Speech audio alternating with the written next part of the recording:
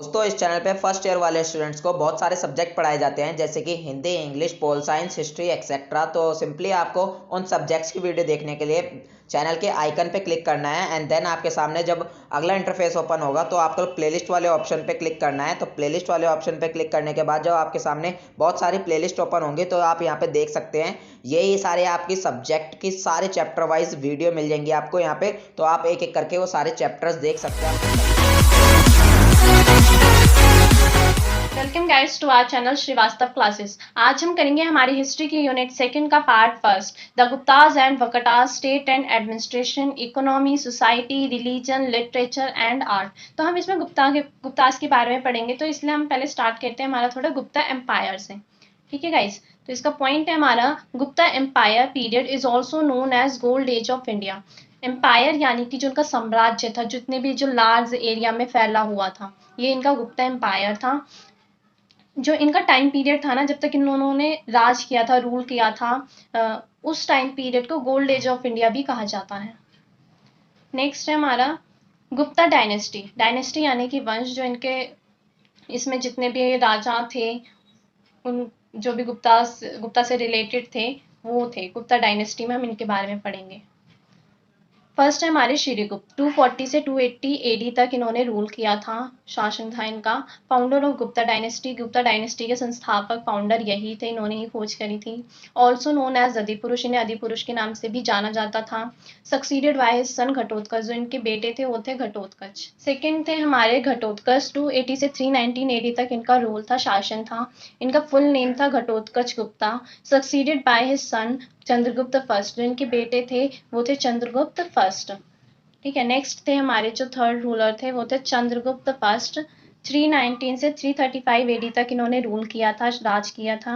Real founder of Gupta dynasty, जो Gupta dynasty था, वंश था, उसके रियल फाउंडर यानी कि संस्थापक यही थे, क्योंकि इन्हीं के टाइम से बहुत सारी चीजों में चेंज आया था।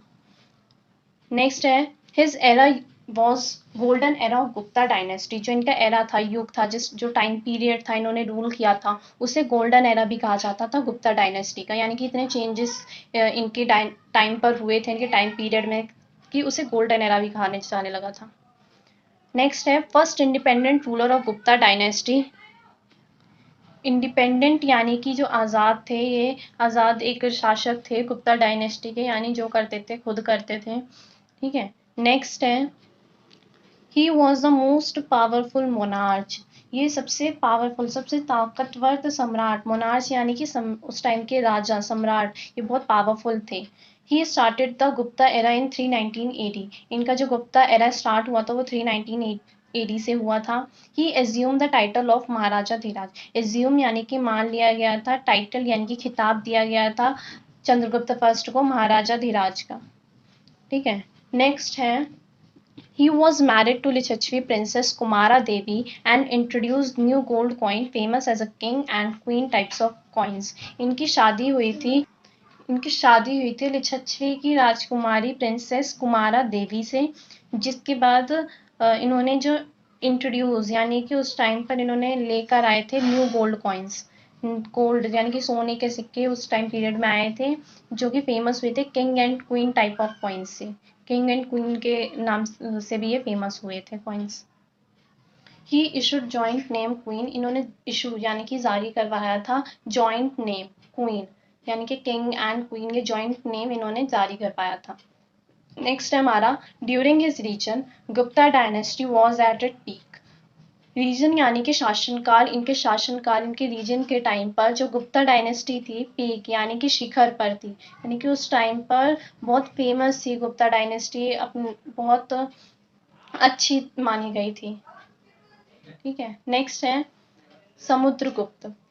335 से 375 एडी तक इनका शासनकाल था। His wife name is Datta Devi, उनकी जो पत्नी थी, बीवी थी, उनका नाम था Datta Devi. He called himself as Lichchhavi द्वितारा, ये अपने आप को लिच्छवी द्वितारा भी कहते थे, क्योंकि इनकी जो मदर थी वो थी लिच्छवी की प्रिंसेस कुमारा देवी थी, इसलिए ये लिच्छवी द्वितारा भी कहे जाते थे, daughter son of Lichchhavi. Next है he was called Indian Napoleon by V A Smith due to his war policy. जो इनकी वॉर पॉलिसी थी ना, जो इनके युद्ध करने का तरीका था, उसके बेस पर जो वी ए स्मिथ थे वो उन्हें इंडियन नेपोलियन कहते थे।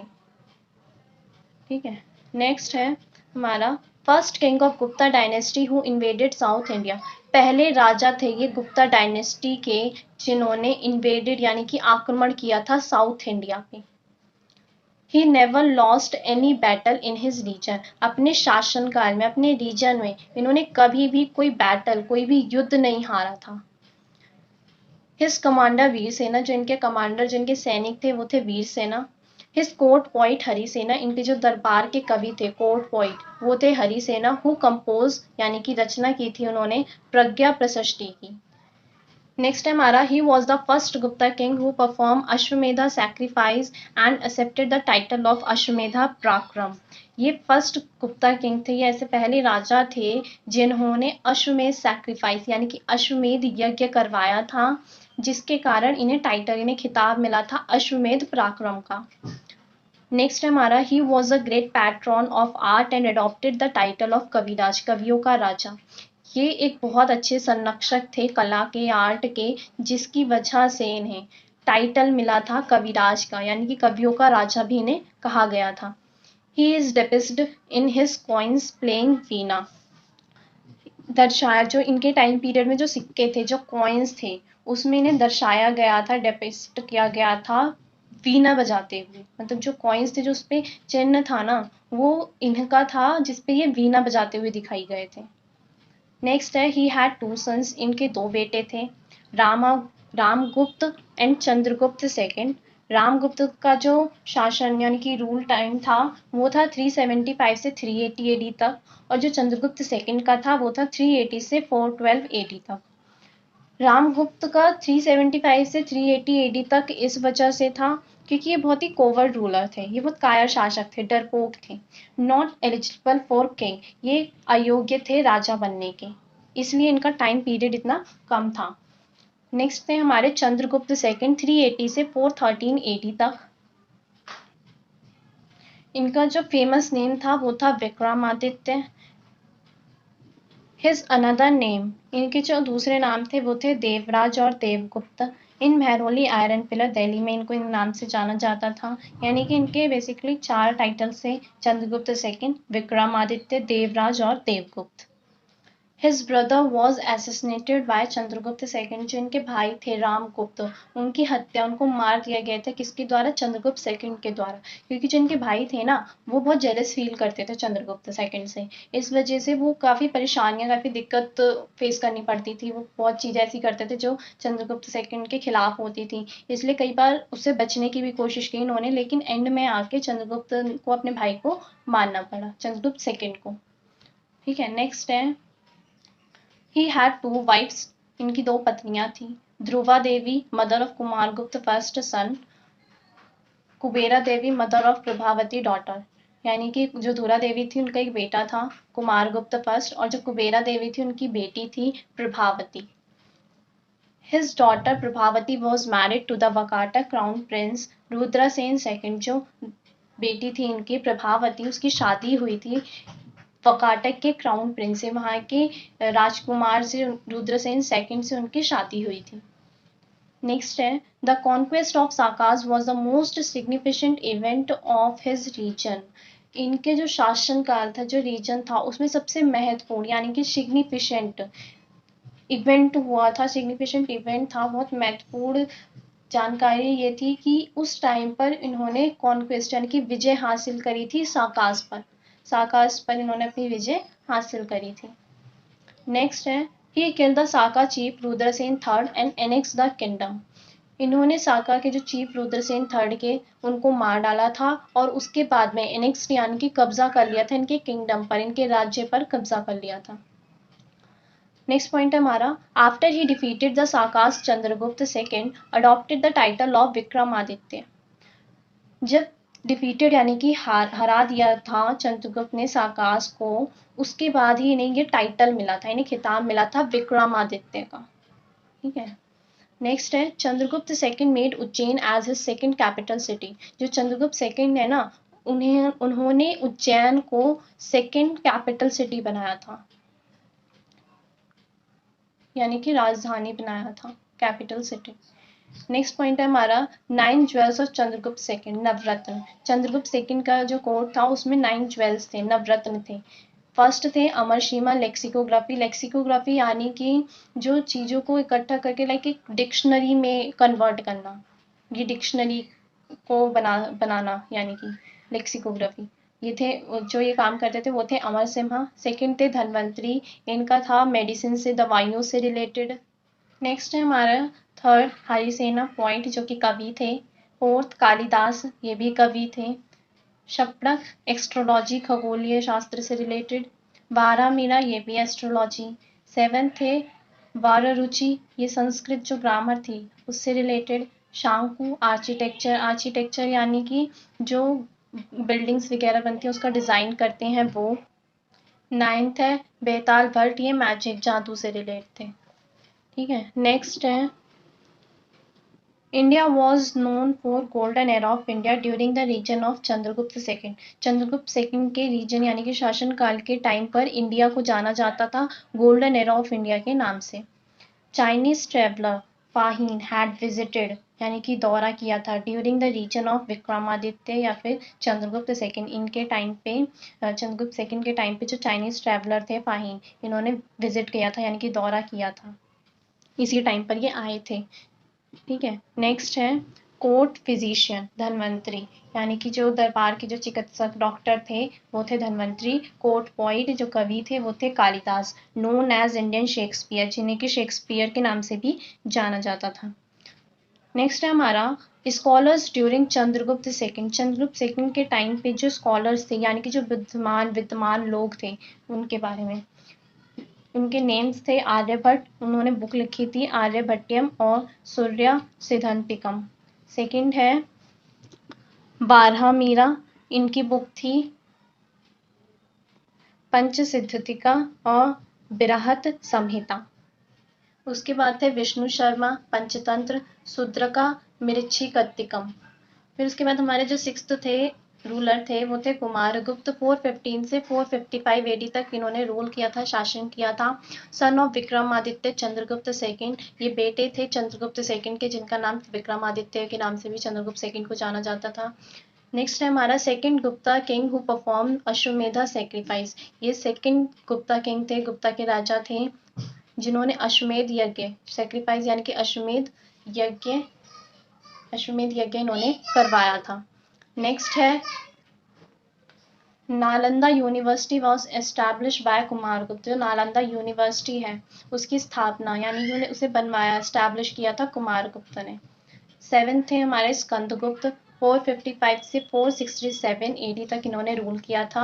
ही fought Hunas in the north west, इनका युद्ध हुआ था हुनास से नॉर्थ वेस्ट में। Hunas was defeated by Skandagupta, Hunas को हराया था स्कंदगुप्त ने। He assume the title of Karmaditya, इसकी वजह से इन्हें टाइटल मिला था, इन्हें खिताब मिला था कर्मादित्य का। He was succeeded by Purugupta, इनके जो सन थे वो थे पुरुगुप्त। 468 से 473 एडी तक पुरुगुप्त ने रूल किया था, शासन किया था। उसके बाद कुछ और थे राजा पुरुगुप्त 467 से 473 एडी तक, कुमारगुप्त सेकंड 473 से 476 एडी तक, बुद्धगुप्त 476 से 495 एडी, नरसिम्हागुप्त, भानुगुप्त, वैन्यगुप्त। उसके बाद थे कुमारगुप्त थर्ड और विष्णुगुप्त, ये हमारे लास्ट थे। गुप्ता डायनेस्टी के जो लास्ट रूलर थे वो थे विष्णुगुप्त। ठीक है, अब हम यहाँ पे से आगे पढ़ेंगे हिस्टोग्राफिक ट्रेंड्स के बारे में कि उस टाइम पे जो हिस्टोग्राफिक या ट्रेंड्स थे मतलब क्या थे वो। तो imperial historians like Vincent A Smith of British India dubbed ancient India as a dark as.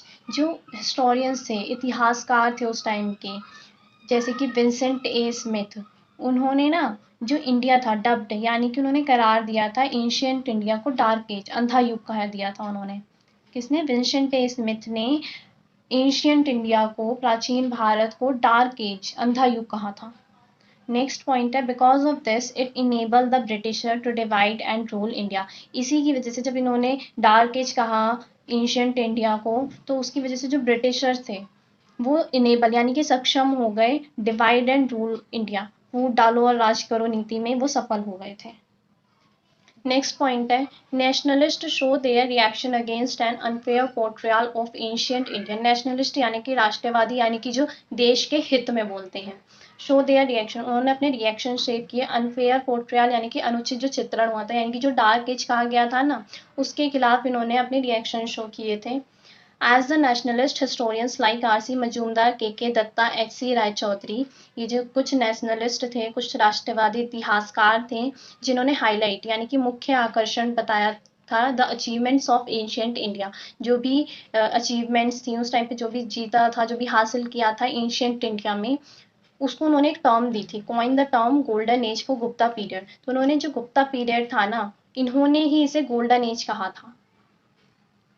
ठीक है, नेक्स्ट है हमारा The features that were highlighted are achievements in political unity, economic prosperity, art, architecture and literature। जो features जो nationalist ने highlight किए थे, जिसको बताते हुए उन्होंने achievements बताई थी, वो थी हमारी, जैसे कि उसके टाइम की जो ancient time था, उस टाइम की political unity, जो राजनीति एकीकरण था वो, उसके बारे में, जैसे उस टाइम की हमारी अर्थव्यवस्था थी कि वो कितनी अच्छी थी, इकोनॉमिक प्रॉस्पेरिटी के बारे में, कला आर्ट के बारे में, आर्किटेक्चर यानी कि उस टाइम पे कितने अच्छे कलाकार थे जो बनाते थे, जैसे कि हम देख भी सकते हैं जो एशियन टाइम की चीज़ें हैं उनकी कारीगरी कितने अच्छे से की गई है, और जो लिटरेचर्स यानी कि जो भी उस टाइम पर लिखा गया था। ठीक है, नेक्स्ट है हमारा after the independence the Marxist historians postulated present the theory of Indian federalism. आज़ादी के बाद आफ्टर द इंडिपेंडेंस जो मार्क्सिस्ट हिस्टोरियंस थे, जो इतिहासकार थे, उन्हें पोस्टुलेटेड यानी कि प्रेजेंट यानी कि उस टाइम पर उन्होंने लेकर आए थे, उन्होंने बताया था थ्योरी के बारे में, इंडियन फेडरलिज्म, इस थ्योरी के बारे में उन्होंने बताया from the Gupta period with the critic, इसकी आलोचना करते हुए ऑफ द नेशनलिस्ट हिस्टोग्राफी। ठीक है, तो इंडियन फेडरलिज्म कौन सी थ्योरी थी, थोड़ा सा ये जानते हैं पहले हम। फेडरलिज्म यानी कि फ्यूडल लॉर्ड्स, ये लोग होते जैसे राजा था, ठीक है, किंग था, तो किंग इतने बड़े एरिया में राज करता था, उनके बहुत बड़े बड़े एरियाज होते थे, तो वो हर जगह तो मतलब नहीं देख सकता था ना कि कैसे क्या करना है, वो खुद तो कर नहीं सकता था क्योंकि वो किंग था, तो उसने लोगों को डिवाइड किया, यानी फ्यूडल लॉर्ड्स बनाए, जैसे एक किंग है, उसने चार लोगों को फ्यूडल लॉर्ड्स बना दिया, ठीक है, जिसे हम महासमंता भी कहते थे। फिर जो महासमंता होते थे, मतलब महासमंता तो वो थे जो डायरेक्ट जो किंग थे वो चुनते थे, फिर महासमंताज के नीचे होते थे वो समंताज, उपसमंताज, फिर पीजेंट्स आते थे, यानी कि जो जमीन है, ठीक है, उस पे जो भी काम होना होता था वो कौन करता था, पीजेंट्स करते थे, किसान करते थे, जिसकी वजह से ही तो टैक्स आता था। तो जो फ्यूडल लॉर्ड्स होते थे ना, उन्हें टैक्स देना होता था किंग को, राजा को, तो इसीलिए वो पीजेंट से काम करवाते थे, किसानों से, उस जमीन पर कृषि करवाते थे कुछ, क्योंकि उन्हें टैक्स देना होता था, वो किसी भी तरीके से दे सकते थे, चाहे अनाज के रूप में दें या सिक्कों के, कैसे भी करके उन्हें बस टैक्स देना होता था किंग को। तो इसीलिए जो फ्यूडल लॉर्ड्स होते थे वो काम करवाते थे पीजेंट्स से, और फिर वो पीजेंट्स को सिर्फ, किसानों को सिर्फ उतना ही देते थे जिनसे उनकी जीविका चल सके, यानी जितना उनके लिए सिर्फ इम्पोर्टेंट था, कुछ भी एक्स्ट्रा नहीं देते थे उन्हें। तो ये जो पूरा प्रोसेस था ना कि कैसे किंग फ्यूडल लॉर्ड्स को अपॉइंट करता है, फिर उसके बाद फ्यूडल लॉर्ड्स किस तरीके से टैक्स लेते हैं और टैक्स देते हैं, तो ये जो पूरा प्रोसेस था ये था हमारा इंडियन फ्यूडलिज्म। नेक्स्ट है हमारा Marxist historians R S Sharma, B N S Yadav, D N Jha etcetera. जो हमारे मार्क्सिस्ट हिस्टोरियंस इतिहासकार थे वो थे R S Sharma, B N S Yadav, D N Jha और भी थे। ठीक है, नेक्स्ट है हमारा Marxist historians propounded that the Guptas began fiscal privileges of Brahman and also started practice of land grants। propounded यानी कि प्रतिपादित, स्थापित किया था, ये चीज हुई थी जो गुप्तास का टाइम था ना, उस टाइम पर जो ब्राह्मण थे, ब्राह्मण जो थे उनको लैंड ग्रांट्स यानी कि भूमि दी जाने लगी थी अनुदान में, यानी कि उन्हें ऐसी दे दी जाती थी भूमि, और भी कई सारे उन्हें प्रिविलेजेस यानी बहुत सारे फायदे की मतलब गुप्तास के द्वारा दिए जाने लगे थे ब्राह्मण्स को। उसके बाद है हमारा the post Gupta rulers gave away administrative and judicial rights along with fiscal rights to Brahmans and merchants too. जो पोस्ट गुप्ता रूलर्स थे जो उस टाइम पीरियड पर एडमिनिस्ट्रेटिव यानी कि प्रशासनिक and judicial rights along with fiscal rights, ये तो दिए जाते थे फिस्कल राइट्स जो भी थे, यानी कि उन्हें कई कर जैसे जो टैक्स देना होता था उसमें छूट, ये सब तो था ही, ठीक है, वो ब्राह्मणों को तो दिया जाता था, लेकिन वो मर्चेंट्स यानी कि व्यापारियों को भी दिया जाने लगा था पोस्ट गुप्ता रूलर्स जब आए थे उस टाइम पर, ठीक है। नेक्स्ट है land grants brought feudal practice in economy as trade. Land grants जो था, भूमि अनुदान था जो दी गई थी ब्राह्मणों को, उसकी वजह से जो फ्यूडल इंडियन फ्यूडलिज्म था उसमें दोनों को लेकर जो इकोनॉमी थी, जो व्यापार था, उसमें बहुत चेंज आया था। फ्यूडलिज्म तो हमारा था ही था, लेकिन जब लैंड ग्रांट भी आ गया, जो ब्राह्मणों को जो भूमि दी जाने लगी थी, जब वो भी आ गया ना, तो हमारी इकोनॉमी में, हमारे व्यापार में बहुत चेंज आ गया था, जिसकी वजह से नेक्स्ट पॉइंट है हमारा heavy taxation imposed on peasants. Imposed यानी कि थोपा जाने लगा, बहुत बहुत भारी मात्रा में जो कर था, टैक्स था, वो पीजेंट्स को कर भरना पड़ रहा था, किसानों को वो भरना पड़ रहा था। In the religious and cultural aspect of Indian feudalism, the Tantrism had impact on it. Aspect यानी कि पहलू, जो भी रिलीजियस और कल्चरल, जो भी धर्म और रीति रिवाजों से रिलेटेड जो भी पहलू थे, वो तो इंडियन फ्यूडलिज्म में थे ही थे, लेकिन अब ये था कि जो तांत्रिज्म था, जो तांत्रिज्म हम ब्लैक मैजिक कह सकते हैं, जैसे कि उसका इम्पैक्ट यानी कि प्रभाव देखने को मिलता था इंडियन फ्यूडलिज्म में। तो गाइस हमारा ये वीडियो यहीं पे ख़त्म होती है। अगर आपको कोई भी डाउट है, आपको कुछ भी समझ में नहीं आ रहा है, तो आप हमें कमेंट बॉक्स में कमेंट करके बता सकते हैं, और अगर आपको कोई और भी डाउट है तो आप हमें हमारी सोशल साइट्स पे फॉलो करके हमें से डाउट पूछ सकते हैं। आप हमें फेसबुक, इंस्टाग्राम, ट्विटर, टेलीग्राम पर फॉलो कर सकते हैं, इसका लिंक आपको डिस्क्रिप्शन में मिल जाएगा। और अगर आपको वीडियो पसंद आई है तो लाइक करें, कमेंट करें, शेयर करें।